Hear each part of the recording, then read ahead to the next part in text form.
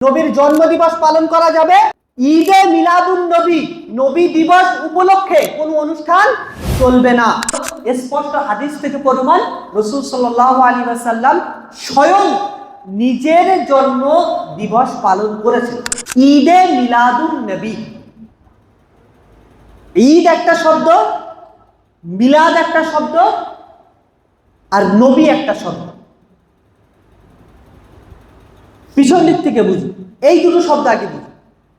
বিলাদুন নবী, এই ওয়ালাদুন শব্দ থেকে বিলাদ এসেছে, এর অর্থ হলো জন্মগ্রহণ। আর নবী মানে নবী, নবীর জন্মগ্রহণ। আর মিলাদ শব্দ হচ্ছে কোনো একটা উৎসবমূলক জিনিস পালন করা। খুব ভালো করে বুঝবেন, কোনো একটা উৎসব পালন করাকে কি বলা হয়? ঈদ। তাহলে নবীর জন্মদিবস উপলক্ষে কোনো অনুষ্ঠান পালন করা, এটা কি চলবে না। কিন্তু মিলাদুন নবী পালন করা, অর্থাৎ নবীর জন্মদিবস পালন করা, এটা চলবে। কারণ স্পষ্ট হাদিস থেকে প্রমাণ, রাসূল সাল্লাল্লাহু আলাইহি ওয়াসাল্লাম স্বয়ং নিজের জন্ম দিবস পালন করেছেন। রাসূল সাল্লাল্লাহু আলাইহি ওয়াসাল্লাম কত সালে জন্মগ্রহণ করেছিলেন এই বিষয় নিয়ে কোনো মতদ্বন্দ্ব নেই। রাসূল সাল্লাল্লাহু আলাইহি ওয়াসাল্লাম কোন বারে, কি বারে জন্মগ্রহণ করেছিলেন এই বিষয় নিয়েও মতদ্বন্দ্ব নেই। এবং রাসূল সাল্লাল্লাহু আলাইহি ওয়াসাল্লাম কোন মাসে জন্মগ্রহণ করেছিলেন এই বিষয় নিয়েও মতদ্বন্দ্ব নেই। তবে তবু এখানে একটা মতদ্বন্দ্ব আছে, সেটা একেবারেই গ্রহণযোগ্য নয়। আর মতদ্বন্দ্ব হচ্ছে মিলাদুন মানে রাসূল সাল্লাল্লাহু আলাইহি ওয়াসাল্লামের জন্ম তারিখ কবে। বোঝাতে পারলাম?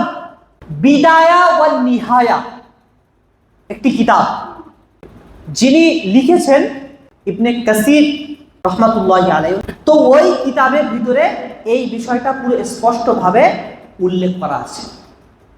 প্রথমত বলি, নবীর জন্ম তারিখ কবে, কত তারিখে জন্মগ্রহণ করেছিলেন এই বিষয়কে 7টা অভিমত আছে। কটা? 7টা। 1 নম্বর, রাসূল সাল্লাল্লাহু আলাইহি ওয়াসাল্লাম রবিউল আউয়াল মাসের 2 তারিখে জন্মগ্রহণ করেছিলেন, এটা কেউ কেউ বলছে। আবার কেউ কেউ বলছেন রাসূল সাল্লাল্লাহু আলাইহি ওয়াসাল্লাম রবিউল আউয়াল মাসের 10 তারিখে জন্মগ্রহণ করেছিলেন, 2 নম্বর। 3 নম্বর, কেউ কেউ বলছেন রাসূল সাল্লাল্লাহু আলাইহি ওয়াসাল্লাম রবিউল আউয়াল মাসের 8 তারিখে জন্মগ্রহণ করেছিলেন, 3 নম্বর হলো। 4 নম্বর, কেউ কেউ বলছেন রাসূল সাল্লাল্লাহু আলাইহি ওয়াসাল্লাম রবিউল আউয়াল মাসের 12 তারিখে জন্মগ্রহণ করেছিলেন। 5 নম্বর, কেউ কেউ বলছেন রাসূল সাল্লাল্লাহু আলাইহি ওয়াসাল্লাম রবিউল আউয়াল মাস শেষ হওয়ার 8 দিন আগে জন্মগ্রহণ করেছিলেন।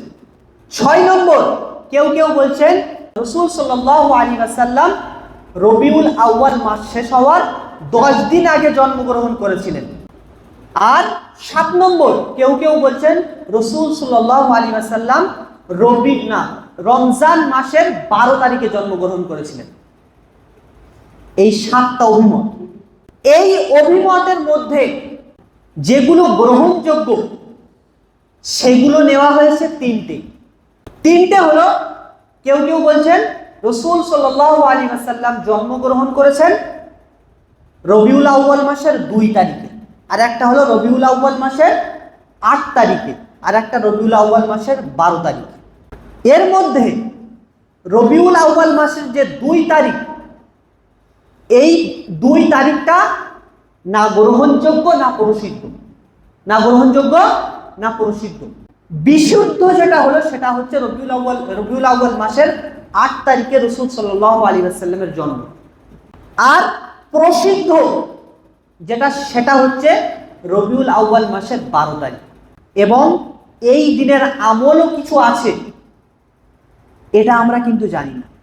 রাসূল সাল্লাল্লাহু আলাইহি ওয়াসাল্লামের কোন হাদিস দ্বারা, সেটা সহিহ হোক, সেটা হাসান হোক, আর সেটা মুনকাতে হোক, আর সেটা যায়ীফ হোক বা জাল হোক, কোন হাদিস দ্বারা প্রমাণিত নেই যে রবিউল আউয়াল মাসের 12 তারিখে কোনো আমল আছে। কোন হাদিস দ্বারা প্রমাণিত নেই। তাহলে যে আমরা আমল যেগুলো করছি, যে ওই জুলুস ইত্যাদি, এগুলো কোথায় পেলাম? কোথায় পেলাম এটাও আমি ক্লিয়ার করে বলে দিচ্ছি। হিজরি শুরু হওয়ার 604 বছর পর থেকে এই নবী দিবস পালন অর্থাৎ মিলাদুন নবী শুরু হয়। যেখান থেকে সর্বপ্রথম মিলাদুন নবী শুরু হয়, অর্থাৎ এই অনুষ্ঠানটি শুরু হয়, বাৎসরিক অনুষ্ঠান, সেটা হচ্ছে আপনার ইরাক। তাহলে রাসূল সাল্লাল্লাহু আলাইহি ওয়াসাল্লামের চলে যাওয়ার কত বছর পরে এই মিলাদুন নবী শুরু হয়েছে? 600 বছর পরে। কত বছর পরে? 600 বছর পরে। তাহলে কোনো হাদিস পাওয়া যাবে? হাদিস তো রাসূল সাল্লাল্লাহু আলাইহি ওয়াসাল্লামের সাথে সম্পর্ক, সাহাবাদের সাথে সম্পর্ক, তাবেঈনদের সাথে সম্পর্ক। তাহলে এত বছর আর কি তাবেঈনরা আর বেঁচে আছেন? নবী তো দূরের কথা, তাহলে কোনো হাদিস থেকে পাওয়া যাবে না। তাহলে স্পষ্ট যে রবিউল আউয়াল মাসে 12 তারিখে বা নবী দিবস উপলক্ষ করে কোনো অনুষ্ঠান করা যাবে না। এইবারে এইখানে কথা হলো, আমি বললাম, প্রথমেই বলেছি ঈদে মিলাদুন নবী পালন করা যাবে না, কিন্তু মিলাদুন নবী পালন করা যাবে, নবীর জন্ম দিবস পালন করা যাবে। কেন বললাম? এটা স্পষ্ট সহিহ হাদিস থেকে প্রমাণিত। সহিহ মুসলিমের 1162 নম্বর হাদিস। একবার সাহাবায়ে কেরামরা রাসূল সাল্লাল্লাহু আলাইহি ওয়াসাল্লামের কাছে জিজ্ঞাসা করেছিলেন, ইয়া রাসূলুল্লাহ, আপনি সোমবারের দিন কেন ক্ষুধার্ত থাকেন, কেন রোজা রাখেন? তখন রাসূল সাল্লাল্লাহু আলাইহি ওয়াসাল্লাম উত্তরে বলেছিলেন, ফিহি উলিদতু, এই দিন আমার জন্ম হয়েছিল বা এই দিন আমি জন্মগ্রহণ করেছিলাম। তাহলে স্পষ্টভাবে বোঝা যায় যে রাসূল সাল্লাল্লাহু আলাইহি ওয়াসাল্লাম সোমবারের দিন জন্মগ্রহণ করেছিলেন। সেজন্যই নবী সাল্লাল্লাহু আলাইহি ওয়াসাল্লাম স্বয়ং নিজের জন্মগ্রহণের খুশিতে রোজা রেখেছিলেন। তাহলে এই একটাই রাসূল সাল্লাল্লাহু আলাইহি ওয়াসাল্লামের জন্ম উপলক্ষে আমল আছে, সেটা হলো রোজা রাখা। তাহলে এটা সোমবার, আজকে কি বার? আজকে কি বার? শুক্রবার। তাহলে বলেন, আপনি আর বলছেন যে রবিউল আউয়াল মাসের 12 তারিখে রাসূল সাল্লাল্লাহু আলাইহি ওয়াসাল্লামের জন্ম, তাহলে কি রোজা রাখতে পারবেন আজকে? আর রোজা রাখতে পারবেন কি ওটা বলছি না, কি আজকে রোজা রাখলে হবে? আজকে তো শুক্রবার হলো, রাসূল সাল্লাল্লাহু আলাইহি ওয়াসাল্লাম রাখতেন সোমবারে। তাহলে মিলছে কিছুই মিলছে? 12 তারিখের আমল নেই, সোমবারের আমল আছে। তাহলে একদম স্পষ্ট যে রাসূল সাল্লাল্লাহু আলাইহি ওয়াসাল্লামের জন্মদিবস উপলক্ষে 12 তারিখে কিছুই করা যাবে না। তাহলে কি বললাম? নবীর জন্মদিবস পালন করা যাবে, ঈদে মিলাদুন নবী, নবী দিবস উপলক্ষে কোনো অনুষ্ঠান চলবে না, বা অনুষ্ঠানের ব্যাপারে কোনো হাদিস থেকে বা কোথাও থেকে নেই।